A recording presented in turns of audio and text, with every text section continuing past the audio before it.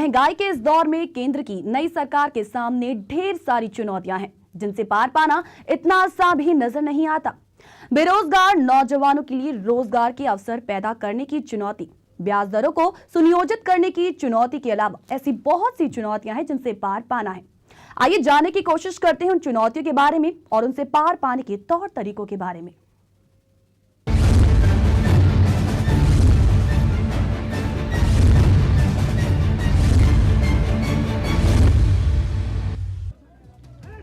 प्रधानमंत्री नरेंद्र मोदी की अगुवाई वाली सरकार की रेल किराया बढ़ने की वजह से आलोचना हो रही है। महंगाई और विदेश नीति को लेकर चुनौतियां अलग हैं। ये चुनौतियां और उनसे पार पाने के मौजूदा केंद्र सरकार के तौर तरीके तय करेंगे कि देश में अच्छे दिन आए या नहीं। मोदी सरकार को फौरी तौर पर ऐसी कई चुनौतियां हैं जिनका सामना करना पड़ेगा। ग्रोथ को बढ़ावा देकर नौकरियों के अवसर पैदा करना, बेरोजगारी की चुनौती। देश में 15 से 29 साल के युवाओं के बीच 2009 से 2012 के बीच बेरोजगारी की दर बढ़ी है। इस उम्र के कुल युवाओं की संख्या देश की कुल जनसंख्या 1.20 अरब का 9% है। ग्रामीण इलाकों में 15 से 29 साल के महिला और पुरुषों के बीच बेरोजगारी की दर 5.5% और शहरों में ऐसे पुरुषों के बीच बेरोजगारी की दर 8% और महिलाओं के बीच 13% है। क्या कर सकते हैं मोदी? महंगाई के दौर में बेरोजगारी की दोहरी मार से समाज में बेचैनी बढ़ती है।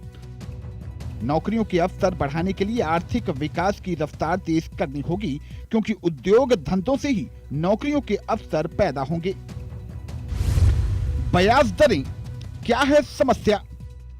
इन दिनों ब्याज दरें खासी ऊंची हैं। इसके पीछे रिजर्व बैंक का ये मानना है कि ब्याज दरें ऊंची रखने से लोग सामान कम खरीदेंगे और उससे आखिरकार मांग कम होगी, जिससे महंगाई भी कम होगी। लेकिन मांग घटने की वजह से अर्थव्यवस्था के धीमी पड़ गई है।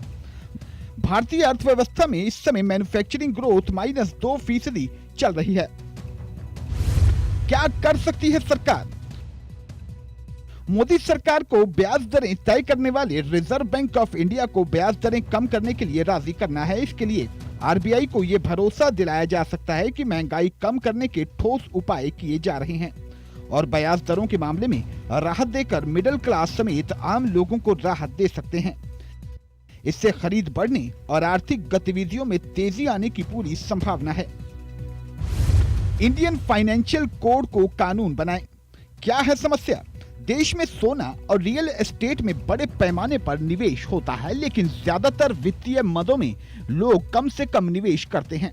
इससे बड़ी पूंजी ब्लॉक हो जाती है। 1 अरब की आबादी से ज्यादा वाले देश में मुश्किल से 2 करोड़ लोग स्टॉक मार्केट में लेन देन करते हैं। क्या कर सकते हैं मोदी? एक ऐसे देश में जहां लोग डाक खाने या बैंकों में एफडी और आरडी के जरिए पैसे जमा करते हैं या फिर जमीन, घर, सोने या चांदी में पैसा निवेश करना सबसे सुरक्षित समझते हैं, वहां लोगों के बीच stock market, mutual fund, insurance sector में पैसा लगाने के लिए प्रेरित करने की जरूरत है। वित्तीय साक्षरता के लिए भी व्यापक अभियान चलाया जा सकता है। सरकारी और संगठित क्षेत्र के लोगों को सुरक्षित वित्तीय योजनाओं में निवेश के लिए आकर्षित किया जा सकता है। इससे न सिर्फ देश के कारोबारी माहौल में तेजी आएगी, बल्कि लोगों को भी उसका फायदा मिलेगा। वित्तीय बाजार में पैसे लगाने से जुड़ा जोखिम इस मामले में सबसे बड़ी रुकावट का काम करता है। लेकिन मोदी सरकार इंडियन फाइनेंशियल कोड को कानूनी जामा पहनाकर वित्तीय स्कीम बेचने वालों की जवाबदेही तय की जा सकती है। मौजूदा व्यवस्था में वित्तीय स्कीम खरीदने वाले ग्राहक को उस स्कीम का फायदा या नुकसान झेलना पड़ता है।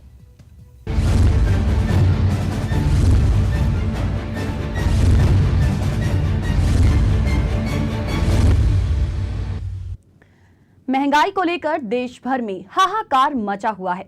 विपक्ष से लेकर सरकार पर हमलावर रुख अख्तियार किए हुए है। तो वहीं सरकार की सहयोगी शिवसेना ने भी रेल किराए को लेकर सरकार पर दबाव बनाने की कोशिश की है। उनका कहना है कि इस तरह के फैसले से लोगों पर बोझ डालना ठीक नहीं है। गरीब इतनी बढ़ोतरी झेल नहीं सकते हैं। वहीं शिवसेना का मकसद भी साफ है। महाराष्ट्र में जल्द विधानसभा चुनाव होने वाले हैं और इसीलिए वो जनता के गुस्से का सामना बिल्कुल नहीं कर सकते।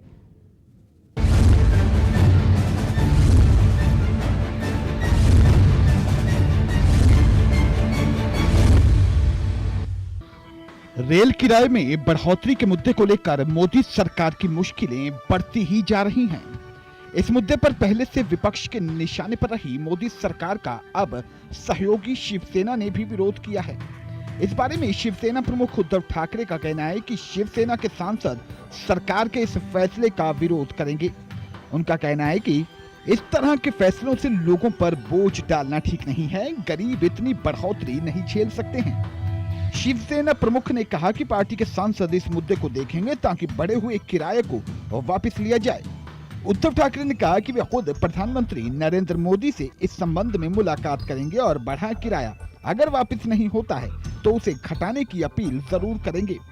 उद्धव ठाकरे ने कहा कि सरकार ऐसे हालात में लोगों की जेब से पैसा क्यों निकालना चाहती है जब उनकी जेब में कुछ बचा ही नहीं है। उनका सुझाव है कि पहले सरकार को रेलवे में बेहतर सुविधाएं देने पर अपना ध्यान लगाना चाहिए। 20 जून को केंद्र सरकार ने रेलवे के यात्री किराए और माल भाड़े में भारी बढ़ोतरी करने का ऐलान किया था। यात्री किराए में 14.2% और माल भाड़े में 6.5% बढ़ोतरी का ऐलान किया गया। ये बड़ा किराया 25 जून से प्रभावी होना है। गौरतलब है कि रेल किराए में बढ़ोतरी के फैसले के बाद से ही पूरे देश में अराजक सरकार और पीएम मोदी के खिलाफ प्रदर्शन हो रहा है। उत्तर प्रदेश, दिल्ली समेत कई राज्यों में कांग्रेस और समाजवादी पार्टी जैसे दल लगातार प्रदर्शन कर रहे हैं।